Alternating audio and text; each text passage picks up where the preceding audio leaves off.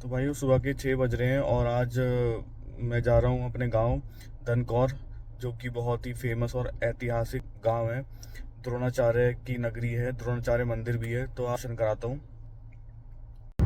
तो भाइयों अभी हम हैं नोएडा एक्सप्रेस वे पे, और अगर आप दिल्ली या नोएडा की तरफ से आ रहे हो तो आपको इसी हाईवे से होते हुए आना होगा। चलिए आगे दिखाता हूँ आपको। तो परी चौक से पहले ये जो कट है लेफ्ट में, ये यमुना एक्सप्रेसवे के लिए, यहाँ से आपको चढ़ना होगा। और ये सीधा आपको इसका आई थिंक इसका फर्स्ट टोल है, जहाँ से एग्ज़िट आपको लेना होगा। आपको दिखाता हूँ आगे वीडियो में। तो ये जो लेफ़्ट साइड आपको दिख रही है, ये गलगोटिया यूनिवर्सिटी है। तो इसी के सामने वाले कट से आपको एग्ज़िट लेना है। यहाँ पे छोटा सा टोल भी है, और यहाँ से आपको एग्ज़िट लेना है। एग्ज़िट लेते ही आपको सर्विस रोड मिलेगी, वहाँ से आपको राइट साइड लेना है, राइट टर्न लेना है दनकौर की तरफ। और ये हम वहाँ पहुँचे हैं दनकौर गोल चक्कर पे, और लेफ़्ट में आपको दनकौर का बोर्ड भी दिख जाएगा। तो लो भाइयों, ये आ गया एंट्री गेट दनकौर का। यहाँ से आप दनकौर के अंदर एंटर हो जाते हो।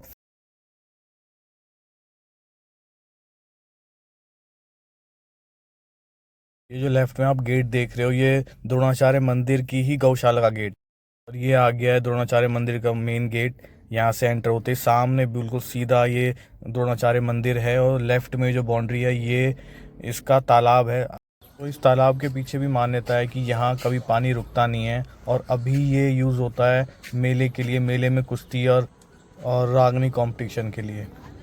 भाई आप देख सकते हो कितनी बड़ी जगह है। यहाँ बच्चे सुबह शाम खूब बैट बॉल बजाते हैं। तो चलो अब चलते हैं इस ऐतिहासिक मंदिर के अंदर, और आपको कराते हैं यहाँ पे दर्शन गुरु द्रोणाचार्य जी। देखो बोर्ड पे भी लिखा हुआ है कितना पुराना मंदिर है, और एक सामने एक छोटा सा पार्क। ये मंदिर की बनावट आप देख सकते हो, जैसे पुराने महल की तरह बने होते हैं। और सबसे पहले कराता हूँ आपको बांके बिहारी जी के दर्शन। इसकी भी मान्यता है कि ये जो मूर्ति है बांके बिहारी की, इसकी स्थापना भी जब ही हुई थी जब मथुरा में, वृंदावन में बांके बिहारी जी की स्थापना हुई थी।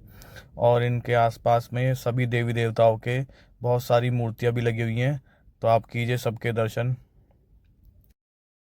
ये देखो कितनी सुंदर मूर्ति है कृष्ण जी की। और लो अब कर लो शिव जी के दर्शन। जय भोले बाबा। कुछ इस तरह से मंदिर का प्रांगण बना हुआ है, बहुत ही सुंदर, बहुत ही अच्छा। इसमें दुनिया भर की मूर्ति, अब बहुत ही बढ़िया तरीके से इसको सजाया हुआ है मंदिर को, बहुत सुंदर। तो चलो अब आपको दर्शन कराते हैं गुरु द्रोणाचार्य जी के, और पंडित जी से यहाँ की ऐतिहासिक महत्वता के बारे में भी समझेंगे। यहाँ पे जो भी लोग आते हैं अपनी मान्यता के अनुसार यहाँ पे धागे बांध के जाते हैं, और फिर जब उनकी मनोकामना पूरी होती है तो वो एक यहाँ से एक धागा खोल के भी जाते हैं।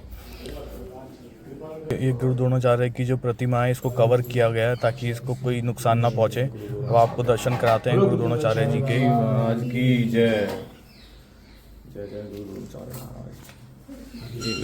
जी भाई। द्वारा ये मूर्ति बनाई गई है।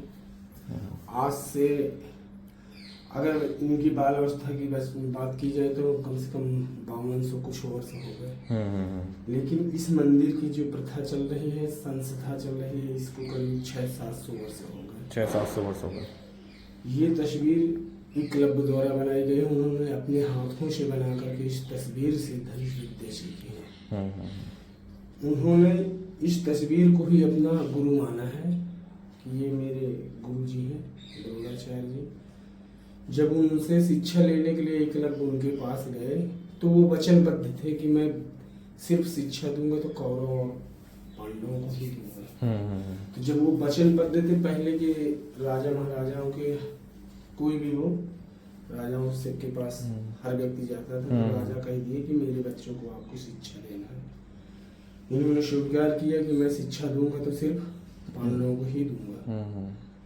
एकलव्य ने कहा कि गुरुजी मैं भी आपके पास आया हूँ, मुझे भी शिक्षा चाहिए। उन्होंने मना कर दिया कि मैं तो मतलब पांडवों को ही शिक्षा दूंगा, राजाओं के पुत्रों को ही शिक्षा दूंगा। एकलव्य के मन में आया कोई बात नहीं, मैं अगर अपना गुरु आपको मान लिया तो मैं आपको ही अपना गुरु मानूंगा। एकलव्य निकल गए जंगल की तरफ। जहाँ ये पांडवों को शिक्षा देते थे।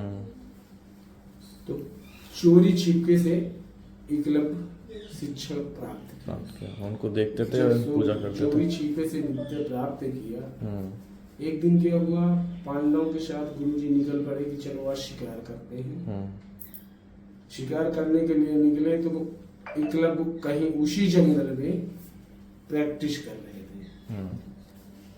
तो जब प्रैक्टिस कर रहे थे तो एक कुत्ता भी उनको डिस्टर्ब कर रहा था। वो कुत्ते के 1-2 बार उन्होंने भगाया, कई बार भगाया, नहीं भगा। इनको गुस्सा आया, गुस्से में उन्होंने बाण चला दिया। और बाण ऐसी बाण चलाई कि कुत्ते जैसे भौं भौं कर रहा था, उसका मुंह जैसे मतलब वो हो गया खुला, तो सारे बाण उसके मुंह में छेद कर दिए। खुला का खुला रह गया। उसका मुंह खुला का खुला रह गया, बंद नहीं। तो पंडित जी हमारे गांव का भी नाम उसी पे पड़ा है क्या, मुंह फाड़? तो जब वो कुत्ता भागा कि अब मैं तो मारा जाऊंगा, जी। वो दौड़ते हुए निकला। दौड़ते क्या, वो जो गुरु जी की कृपा थी, महिमा थी, उस कुत्ते को जब नजर पड़ी गुरु जी के, तो उन्होंने कहा पांडवों से, अर्जुन से कि हे अर्जुन, चलो देखते हैं ये ऐसा कौन सा धनुषधर है जो इतनी बारीकी से धनुष बाण चलाया है और इस कुत्ते के कहीं कोई खरोंच नहीं है। अब उनके कुत्ते के पीछे पीछे सब लोग चल दिए। तो जब कुत्ता पहुंचा, कुछ दूर में खड़ा हो गया, तो गुरु जी की नजर एकलव्य पर पड़ी। तो जब एकलव्य पर पड़ी तो एकलव्य भी देखा कि गुरु जी आ गए। उन्होंने प्रणाम किया गुरु जी। गुरु जी ने उनको आशीर्वाद दिया और पूछा कि हे राजकुमार तुम्हारा क्या नाम? उन्होंने अपना नाम बताया, मैं एकलव्य फला जगह से फला राजकुमार का लड़का हूँ। कहें अगर आप ये शिक्षा कहाँ से प्राप्त की? उन्होंने कहा मैं आपकी ही तस्वीर बना करके ये शिक्षा प्राप्त की। बोला अगर आपने हमारे तस्वीर बनाकर शिक्षा प्राप्त किया है तो हमें गुरु दक्षिणा चाहिए। हाँ। बोले ठीक है गुरु जी, आप आदेश करें, कहे आप दे देंगे। कहे आदेश करें। उन्होंने कहा आपके दाहिने हाथ का अंगूठा चाहिए। उन्होंने उसी वक्त दाहिने हाथ के अंगूठे को काट के उनके चरणों में समर्पण कर दिया। जब समर्पण कर दिया, क्योंकि वो गुरु जी थे, वो जानते थे कि मैं वचनबद्ध हूँ, मैं तो अर्जुन को ही सबसे धनुषधर बनाने की प्रतिज्ञा कर रखा है। अगर ये इससे ऐसे करूंगा नहीं तो ये अर्जुन से भी बड़ा धनुषधर निकलेगा। उन्होंने इस कारण एकलव्य से अंगूठा दान में लिया।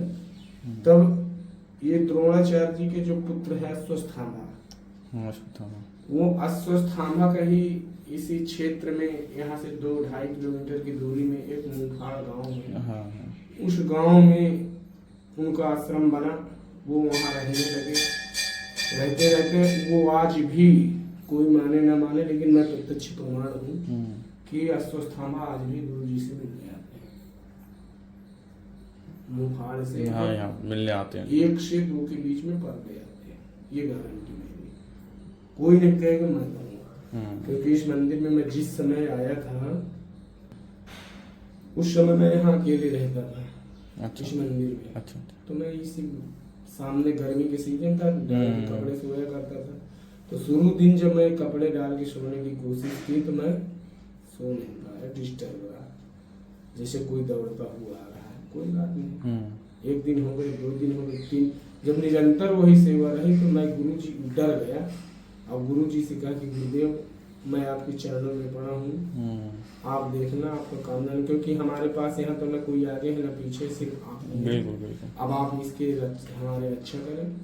उस दिन से भी आज तक मुझे एहसास नहीं हुआ, क्योंकि जब इनकी कृपा हो गई, बिल्कुल गुरु जी की कृपा हो गई, गुरु जी की कृपा हो गई। मैं गुरु जी की कृपा से ही यहाँ हम लोग पड़े हैं, हमारा घर परिवार इनकी वजह से चल रहा है। और कई ऐसे काम इन्होंने, जिसकी कोई दिक्कत होती है, गुरु जी की कृपा है। मेरी क्या इतनी औकात है, मैं अगर इनके नाम से किसी को परेशानी दिया हो तो गुरु जी मेरा काम नहीं होगा। तो यही हमारे द्रोणाचार्य जी हैं। जय जय गुरु द्रोणाचार्य। इस क्षेत्र में किसी के यहाँ कोई कैसा फंक्शन हो तो पहले कार्ड हमारे यहीं पे आता है। बोलो महाराज की जय। चलो अब आपको दिखाता हूँ गौशाला। यहाँ पे लगभग 1000 के आसपास गाय हैं और यहाँ पे कुछ विकलांग गाय भी हैं जिनका अच्छे से ध्यान रखा जाता है और बहुत ही बढ़िया मैनेजमेंट है यहाँ पे। तो भाइयों चलो अब इस वीडियो का एंड करते हैं और अगर वीडियो अच्छी लगी हो तो प्लीज़ चैनल को सब्सक्राइब करो, लाइक करो वीडियो को। Thank you so much.